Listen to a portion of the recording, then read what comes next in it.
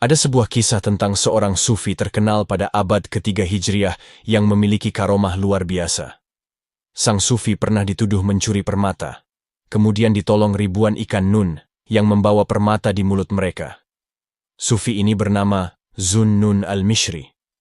Bagaimanakah kisah lengkapnya?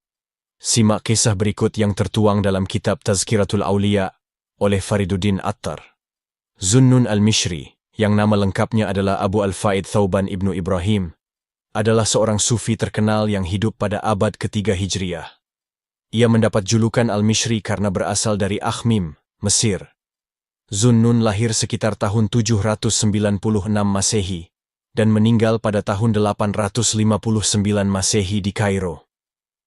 Zunnun al-Mishri dikenal sebagai salah satu tokoh penting dalam pengembangan ajaran tasawuf dan memiliki pengaruh besar dalam perkembangan mistisisme Islam.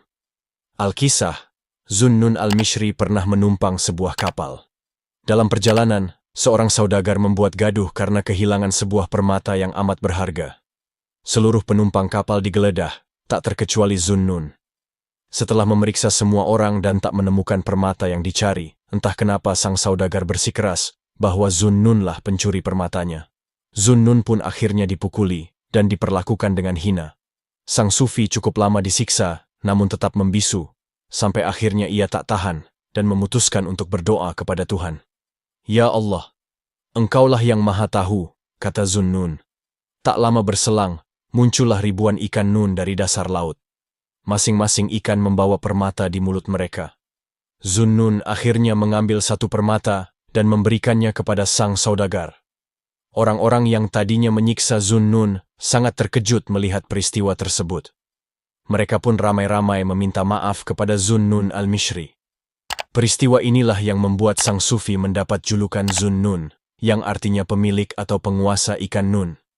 Di lain waktu, Zunnun al-Mishri kedatangan tamu seorang pemuda yang tidak suka dengan kaum sufi. Sang pemuda menganggap Zunnun orang yang sesat, zindik, bahkan kafir. Pagi itu Zunnun tidak sedang ingin mengajaknya berdebat tentang konsep sufisme.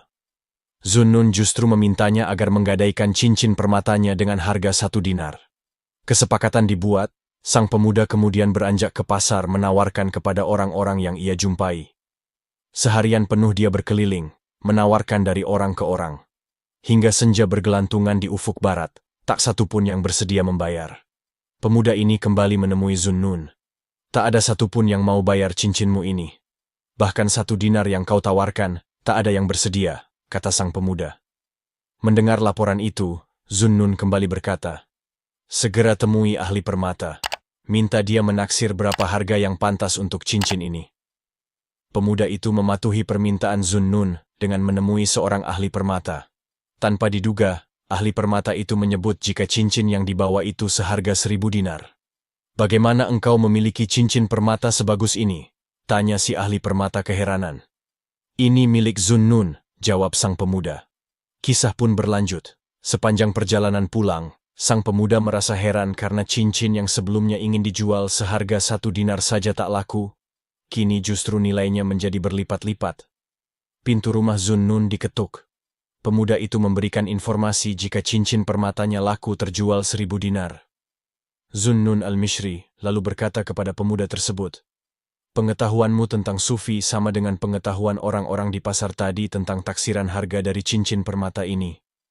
Engkau sebenarnya tidak mengetahui siapa seorang sufi yang biasa engkau ejek-ejek itu." Sang pemuda pun tertunduk malu mendengar kata Zunnun. Dalam kisah lain, Zunnun al-Mishri dikenal dengan ulama yang memiliki kalimat sakti. Ketika kalimat itu dibacakan dalam doa, maka apapun hajat akan dikabulkan. Kalimat sakti itu berisi nama Allah. Banyak orang yang ingin mendapatkan ijazah dari Zunnun soal kalimat sakti itu. Suatu hari, Zunnun kedatangan seorang pria yang ingin menjadi muridnya. Pria tersebut tampak soleh karena ibadahnya bagus, mulai dari salat, puasa, zikir, salat malam dan lainnya. Akhirnya orang yang tampak soleh ini diterima Zunnun. Ia hidup bertahun-tahun bersama Zunnun menjadi pelayan.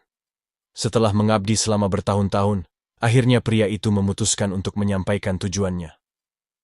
"Wahai guru, aku sudah mengabdi kepadamu untuk waktu yang lama.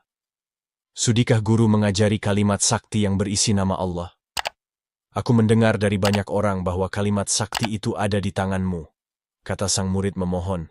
Zunnun al-Mishri diam saja dan tidak langsung menanggapi permintaan sang murid. Namun, dalam hati, sang murid merasa yakin akan mendapatkan kalimat sakti itu dari gurunya. Keesokan harinya Zunnun memanggil sang murid. Sang murid merasa senang dan kegirangan karena merasa akan diberikan kalimat sakti. Zunnun lalu berkata, "Bawalah nampan ini ke rumah sahabatku. Tapi ingat, apapun yang terjadi, tutup nampannya jangan kamu buka."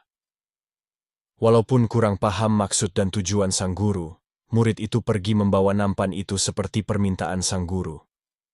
Di tengah perjalanan, murid itu penasaran dengan isi nampan yang menurutnya ringan sekali. Setelah sekian lama menahan diri untuk tidak melihat isi nampan, ia pun memutuskan mengintip sedikit saja karena berpikir gurunya tidak akan tahu. Setelah tutup dibuka, alangkah kagetnya ia karena yang keluar adalah tikus. Dengan perasaan jengkel dan marah karena merasa ditipu sang guru, murid itu memutuskan untuk pulang dan tidak jadi pergi ke rumah sahabat Zunnun. Ia berpikir, jika nampan itu diantarkan, maka ia akan dimarahi sang penerima nampan. Akhirnya si murid kembali dengan raut wajah yang menunjukkan rasa kesal. Zunnun paham dengan raut wajah si murid. Zunnun menilai si murid gagal menjalani ujian. "Wahai guru, kenapa engkau mempermainkanku?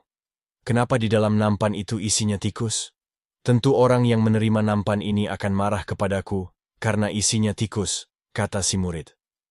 Zunnun hanya tersenyum sambil berkata, "Bagaimana mungkin aku mau memberikanmu kalimat sakti itu, sedangkan menjaga amanah untuk tidak membuka nampan saja kamu langgar," kata Zunnun menjelaskan. Zunnun akhirnya menyuruh sang murid mencari guru lain. 3 kisah ini adalah sedikit contoh dari kisah-kisah Zunnun al-Mishri yang penuh hikmah. Kisah-kisah tentang Zunnun memang banyak mengandung pelajaran dan nasihat untuk orang-orang yang ingin mendekat kepada Allah Subhanahu wa Ta'ala.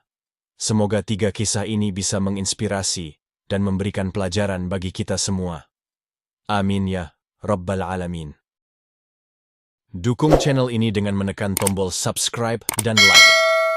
Sampai jumpa di kisah-kisah selanjutnya.